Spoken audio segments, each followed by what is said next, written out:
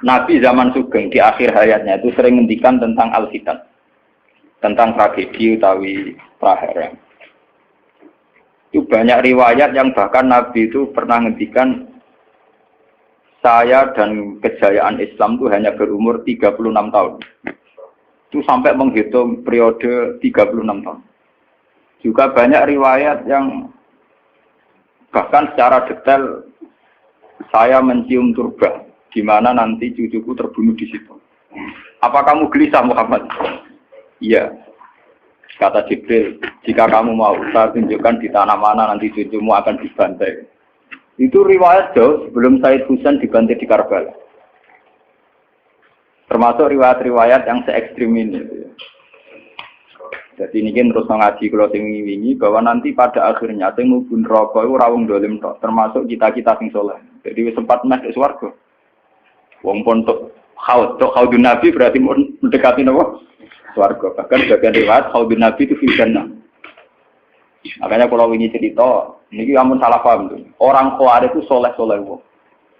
Justru karena kesalehannya itu melahirkan tragedi dalam Islam. Karena solehnya itu kemudian mengharamkan barang yang mubah, mewajibkan barang yang sebetulnya hanya sunnah. Penyakit wong soleh mesti begitu. Ane jajal awet ke itikaf ning masjid seminggu, soleh seminggu. Enggak metu perpal perempuan wong amen jagongan ning omah. Ora eling pengen. Padahal eling pangeran iso ning omah iso ning dalan. Cuma dekne selerane kan ilinge ning masjid. Wong itikaf seminggu kok gegere Kak. Enggak kalah. Enggak kowe seneng pengajian ya ngono. Wong ini ora seneng ngaji sing teko kok wong limo. Gelem dijak apik ta ora? Padahal ning omah ngurmat anake ya apik. Paham ya? Ning pasar dagang rumah anak putu ya. Cuma APM kan kiai dari pelepak-pelepok di masjid. Tapi gara-gara pelepak-pelepok di masjid seminggu gegere setengah. Terus menfonis orang lain. Wah ada. Jadi sebentuk kesalehan itu pasti melahirkan tragedi. Itu tadi, kamu iktikaf di masjid seminggu saja. Kamu akan janggal sama orang-orang yang berkeliaran di jalan-jalan. Hanya kamu anggap tidak sebaik kamu. Apa nikmat Tuhan kalau di jalan-jalan terus? Kamu nyai di satu daerah yang ngaji 10, 20. Nanti kamu kecewa. Orang sini gak seneng ngaji, gak seneng kebenaran, gak seneng kebaikan. Padahal orang yang di rumah mungkin ngerawat anaknya juga ibadah. Gitu ya? Ngerawat keluarganya juga ibadah. Hanya karena dia tidak ngaji sama kamu anggap tidak ibadah. Padahal di rumah juga ibadah dia. Nah ini orang Khawarij dengan background kayak itu paling mudah begitu. Sehingga orang-orang ini nanti ketika sudah sampai ke surga, kemudian ketemu Nabi, kata Nabi mau disampaikan ke Khaudun Nabi. Dia mau sampai ke telaga Nabi. Tapi pas mau sampai ke telaga, terus Nabi diingatkan oleh Allah, Mas, mereka tidak layak masuk surga.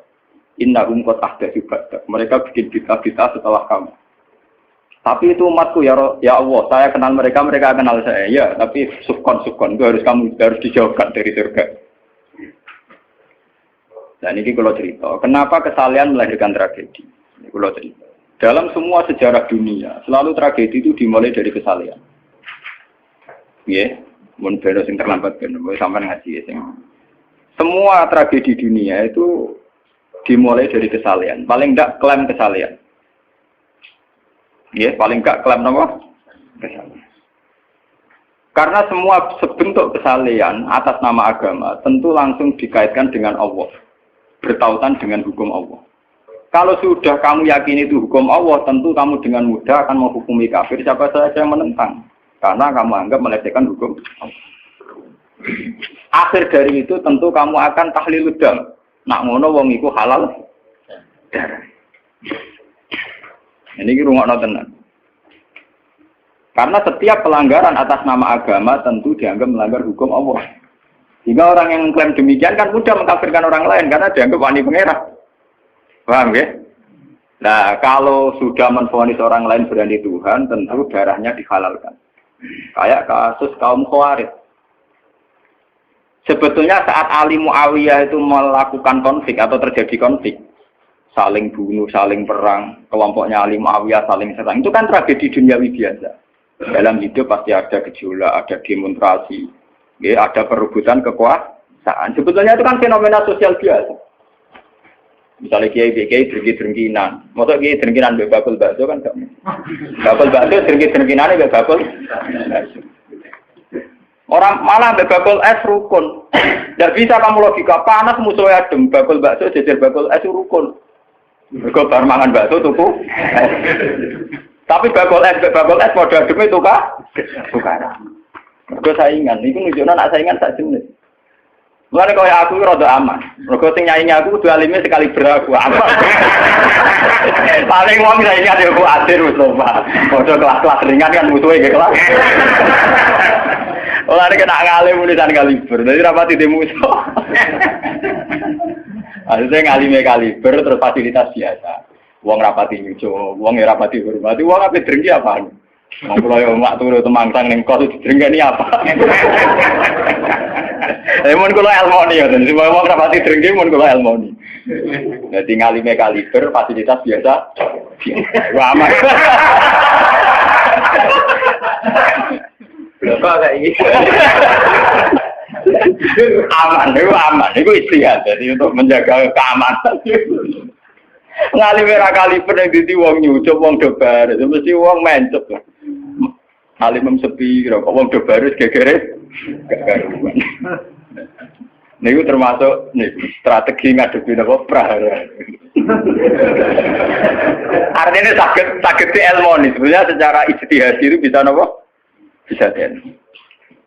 Lalu kulon biasa mama-mama teng kula mriko ngumbal we anak kula. Enggak, nggih biasa ana mobil direm kes monggo bareng kula. Kak, lagi ben kes. Kula betul mobil. Nah, ono omah muter berang-birang. Nah itu memang gitu ya, karena kita trauma dengan sejarah. Ketika Khawarij meyakini Ali melahirkan sulmatan fiddin, melahirkan pencitraan agama. Salmatan fiddin, sulmatan fiddin itu pencitraan agama. Muawiyah juga dituduh demikian, salmatan fiddin. Akhirnya orang Khawarij lewat kelompoknya itu ada sekelompok orang yang ditugasi membunuh Ali, ditugasi membunuh Muawiyah, dan ditugasi membunuh Amr bin As di Mesir. Semua tokoh-tokoh besar Islam itu melahirkan tragedi Islam, harus dibunuh semua. Itu yang keputusan gitu itu lewat kesalehan. Mereka orang-orang soleh, orang-orang khusyuk, senang iktikaf, senang zikir. Dia punya keputusan sing lahirno tragedi dalam Islam. Makanya kamu jangan kaget, kenapa di Irak itu banyak perang saudara, di Mesir, di Sudan, di Khartoum, di Darfur, di Somalia. Itu kalau sudah perang berani mati, karena mereka mengatasnamakan agama. Nah, kalau agama berarti merasa dia punya titah Allah, titah Tuhan. Sehingga kelompok lain ya orang Sunni bantai Syiah, Syiah Sunni itu biasa. Makanya kita disyukur, kalau bolak-balik kita harus syukur sebagai bangsa Indonesia. Bangsa Indonesia di filosofi berdoluri, soalnya bergerembang ngelas neng duri, orang terus ini kita syukur jadi wong Jawa. Cari rasa cocok, mau grudal, misalnya rasa-rasaan kiai beda partai yang mau grudal. Bagus sekali. Karena ada sampai pembunuhan. Paling banter sing dikise pelatihan ngirim tarmihim. Ayo tak pikir ramanti, tak pikir kode ramanti ndak. Ya paling misalnya mati dikise yang ngelusi titik. Orang anti mati. Paham? Semenjak itu tragedi itu tidak dimulai dibunuh non Muslim, tapi dibunuh orang Islam. Semenjak peristiwa Ali Muawiyah. Dulu Umar itu matinya masih keren. Umar itu dibunuh oleh seorang Yahudi, Abu Lulu, seorang Majusi, Abu Lulu al-Majusi. Era Utsman banyak riwayat mengatakan yang membunuh itu banyak yang tidak Islam. Tapi era Ali, Muawiyah sampai Said Husain itu yang membunuh orang Islam semua. Bahkan sulahahum, orang-orang yang kategorinya wong soleh macam payah. Baik Madin ora kenal lagu ngukumi wong murtad itu biasa. Karena daftar kemurtatan dalam kitab-kitab salaf itu terlalu banyak. Sama kalau ngaji Sulam Taufik, Sulam Safina itu betapa mudah orang-orang masuk kategori nomor. Mohon teng pondok kula rata rego ajaran. Wah ada sing kiai tanglet kula, Gus yo mboten mlebu ajaran iki pondok jenengan. Lagi bantah aku apa takok? Nak bantah, ya bantah-bantah, nak takut tak jawab. Ini umum kalau perhitung dong, itu memang resiko. Resiko ada takfir. Bukan kitabnya yang salah, kita kalau tidak punya khazanah banyak itu resiko. Jadi kalau baca kitab gitu itu harus punya khazanah yang lain yang apa? Banyak. Sehingga tidak mudah mentakfirkan orang atau memurtadkan orang. Semenjak Ali Muawiyah tragedi, karena kelompok-kelompok soleh itu menvonis Ali itu murtad atau Muawiyah itu murtad, kemudian diteruskan, kalau gitu halal darahnya, akhirnya dibunuh. Ali ya dibunuh, Muawiyah ya seringkali mengalami percobaan dibunuh. Ya kalau kan nanti cerita tengah sini, jadi Ali hasil dibunuh, yang Muawiyah sebetulnya subuh itu juga dibunuh, tapi pas itu Muawiyah meriang, yang imami itu wakilnya, sehingga yang dibunuh wakil. Mulane kalau boleh baca cerita, ning dinggon nek wong kesolen mesti pintu-pintu. Wong kuwaris sih pintu-pintu. Wong ngongkon killer, ngongkon pembunuh bayaran kok tarife ngene to. Lah Muawiyah ku sapa? Pokoke sing imami subuh. Ora disifati ciri-ciri spesifik mboten, pokoke sing imami subuh. Lah Muawiyah subuh priat. Nomor wong imami dadi materi. Wong apa jenenge? Apa itu istilahnya tugas-tugas yang super bahaya kok tarifnya pokoknya senyum itu wah kemproh wara ini sing piye kotak tapi iya tak betulnya sing piye kemudian polisi itu sekitar ora tarifnya pokoknya sing imami ya meriah nasibnya apa jadi orang pembunuh profesional. Walhasil semenjak itu tragedi dimulai dari takfir. Setelah itu ada era Muawiyah punya anak Yazid. Yazid ada isu dia senang nyabu, senang ngeflek. Dia orang yang nakal saat jadi pemimpin. Orang Islam sholat tersinggung. Wong kok dipimpin wong dolim.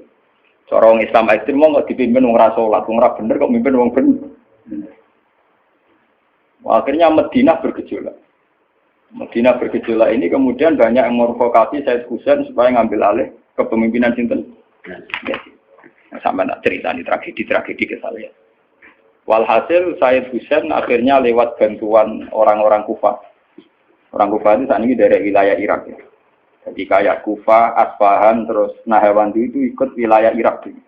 Ketika Irak pecah dengan Iran, ikut wilayah apa? Iran. Dulu yang situ semua itu namanya orang dulu kalau bilang itu Kufah sama Basra. Gitu, makanya kalau di kitab-kitab Nahwu semua kitab salah kalau bahasakan kawasan itu kalau tidak kawasan Kufah ya apa? Basra. Sekarang di bahasa internasional lebih dikenal Irak semua. Tapi kalau dulu orang bilang itu Kufah, Basra, Nahrawan itu Asbahan, Khurasan.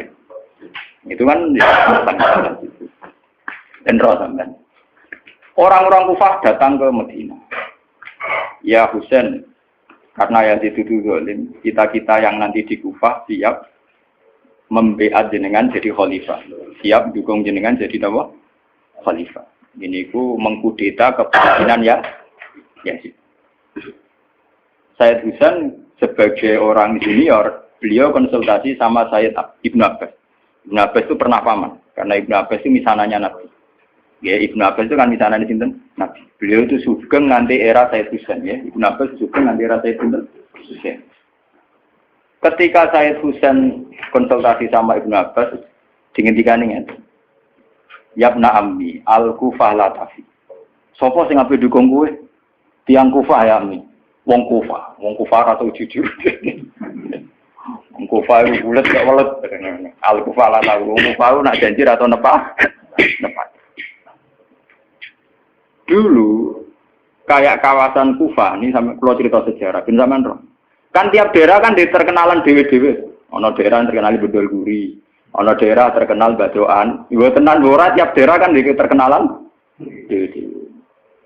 Yang repot terkenal Bedol Guri, ono terkenal kayak Madura Badoan, ono terkenal daerah, oh daerah kono medhit kabeh. Nah, kalau nang Sunda, wah wani wong lanang kan tiap daerah dia terkenalan sendiri-sendiri.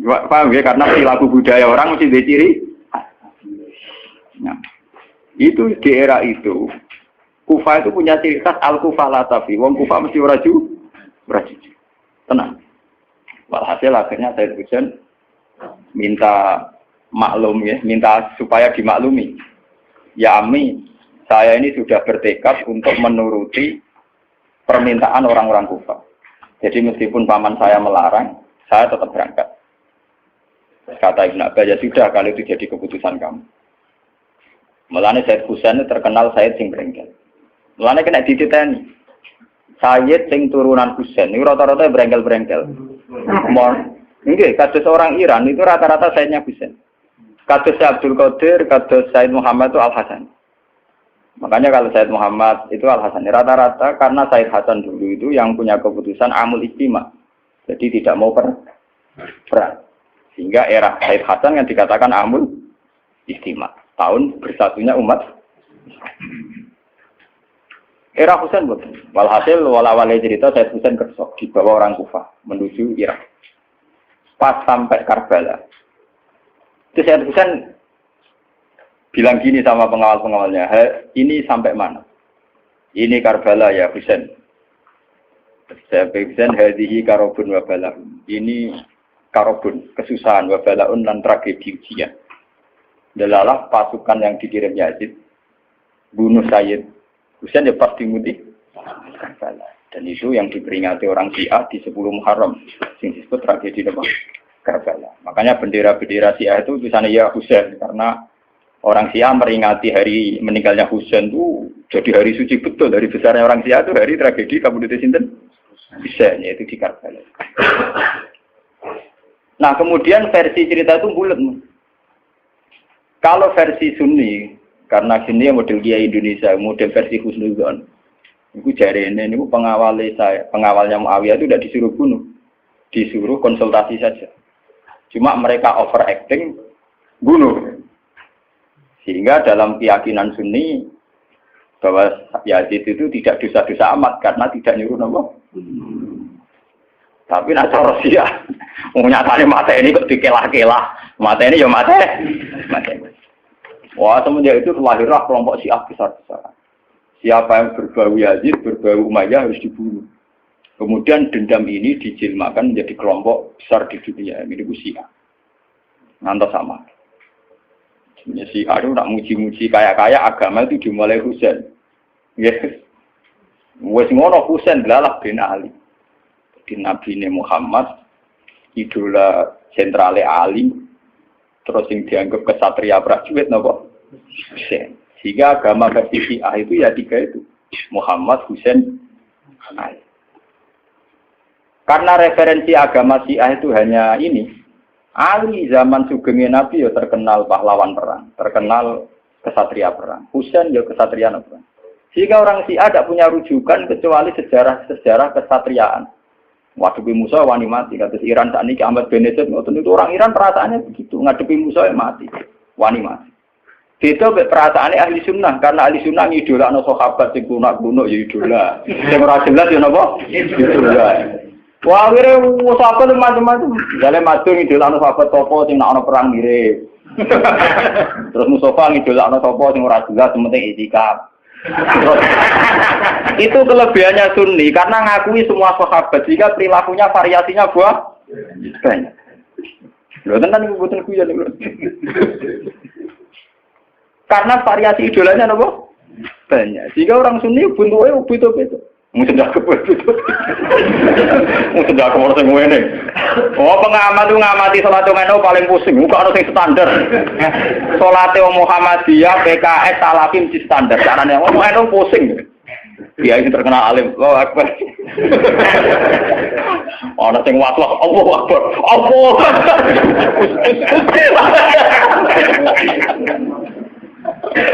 Oh, sedekah kok ora sing ngene, ana sing ngene, ana sing santai, ana sing lambene ngancing nono selik. Karena orang Sunni terlalu banyak tokoh idola, karena keyakinan Sunni semua sahabat itu layak diikuti. Iku mbah barokah laknat kowe keyakinane wong Sunni iku semua sahabat layak napa? Diikuti. Sahabat macam-macam, akhirnya wong Sunni macam-macam. Itu beda dengan Syiah. Sentral sejarahnya di Husain. Husain sebagai martel perang atau kesatria perang. Ali terkenal Al-Qarrar, orang yang reputasinya juga tentang nama. Jika dalam terminologi Syiah itu tidak ada istilah bil hikmati wal mau'izatil hasanah, sing sabar ngadepi Musa sing santun ora mahal tuh utak Jawa niku. Paham ya? Sampeyan ngerti kenapa sih acara berpikir demi nek Sunni mboten. Mau kiai iku dhisik ning daerah Abangan. Mujite sik kaya sletong ora males. Malah ndonga. cerita seputar rawani tok. Seputar sabar, seputar kawan. Jarang kok Kiai Sundi wani jotosan. Jadi sejarah dengan sabar. Sehingga dalam tradisi Sunni itu tidak ada revolusi. Sampai sekarang. Beda dengan di Syiah. Libanon pengikut Syiah, Syria ya Syiah. Iran juga Syiah. Meskipun Syiah sendiri punya variasi, Syiah Imamiyah, Syiah Ismailiyah, Zaidiyah, dan sebagainya. Tapi trennya sama, tetap menjadikan Said Hussein sebagai sentral. Emang ada nonton TV kan nonton bendera Syiah tulisannya apa? Ya apa? Ya Hussein. Nah sampai idola kan buatan Hussein. Idola Hasan. Said Hasan itu rasa seneng perang. Tapi semua ya kok. Jadi ya Pak Kiai Jawa perang barang. Germapan sidik, nopo poli. Ya, jadi sejarah berulang. Ya apa-apa.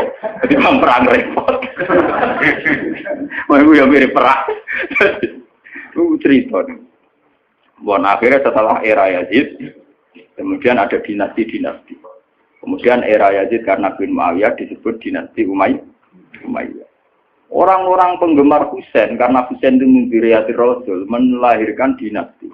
Jadi disebut dinasti Fatimiyah. Sebenarnya dinasti Fatimiyah itu bukan dinasti turunan Husain, karena saking cintanya ke Husain mengatasnamakan dinasti apa? Fatimiyah. Ada perang. Walhasil wala-wali zaman nanti dinasti Fatimiyah itu kuasa. Ketika kuasa sempat bikin Al-Azhar. Jadi Al-Azhar dulu itu barokahnya dinasti Fatimiyah. Al-Azhar itu dari kata Fatimah Zahra. Af'al tafdilnya Zahra itu Al-Azhar. Kayak Hasna. Kalau mu'anat kan Hasna. Kalau bahasa Arab untuk afal tafdil Al-Ahsan. Jadi kalau Zahra berarti menjadi Azhar. Itu karena bahasa saja kayak Hasna mu'anat. Kalau Ahsan untuk afal tafdilnya. Jadi kalau Zahra jadi apa? Azhar. Jadi kata Fatimah Zahra. Ya sudah begitu. Artinya semenjak tragedi Ali Muawiyah itu kemudian orang Islam itu sudah perang terus sama Islam terus. Ya dinasti Umayyah digusur, Abbasiyah, Fatimiyah terus begitu. Sampai terakhir di Seljuk kayak zaman era Bauddin Leng, Timur Leng dan sebagainya. Kemudian agak bersatu saat terjadi perang salib, yaitu disatukan oleh kepentingan melawan Pangeran Philip dari Prancis dulu saat menyerang Baitul Maqdis. Itu ada perang salib satu yang dipimpin Salahuddin Alaih. Itu mendingan karena ada musuh. Nanti kadang musuh itu dibutuhkan oleh dari Sayyidina Imam Syafi'i ngendikan musuh yang berpikir luwih apik dibanding kanca. Kok kanca ku nek ana musuh tukaran musuh dhewe, kancane dhewe. Mane sakjane partai-partai Islam kudu duwe musuh bersama. Malah dhewe partai-partai dhewe Islam kah? Islam. Jadi mesti kalau di Indonesia dijajah Belanda ya sepakat, pokoknya penting Londo diusir. Beda agama, beda partai musir Belanda. Jadi rana Belanda, rana Jepang ya usir-usiran. Itu sejarah. Mulai dulu trennya sejarah begitu. Nah, semenjak itu sudah disebut fitnah. Kalau sudah fitnah itu la tusibanal ladzina dzalamu minkum. Yang kena tidak yang salah saja, yang soleh juga kan kena. Kalau fitnah itu sudah kena, sudah jatuh, pasti yang kena semua. Yang soleh juga ikut kena. Akhirnya orang-orang soleh itu banyak yang minggat. Makanya banyak sejarawan yang mengatakan Islam di Aceh masuk Aceh itu ya abad 7. Jadi abad persis sahabat. Nabi itu kan sekitar tahun 610. Ya. Kalau Masehinya sekitar 610. Gitu dong, ya. Wong sakniki itu 1430 Hijriah. Berarti terpautnya dengan Masehi yang kita 600 tahun. Ya, 600 tahun. Karena Masehi sekarang kan 2000, anggap saja 2000. Mas Hijriah kan 1400 toh. Ya, kisarannya ya terpaut sekitar 600 apa? 600.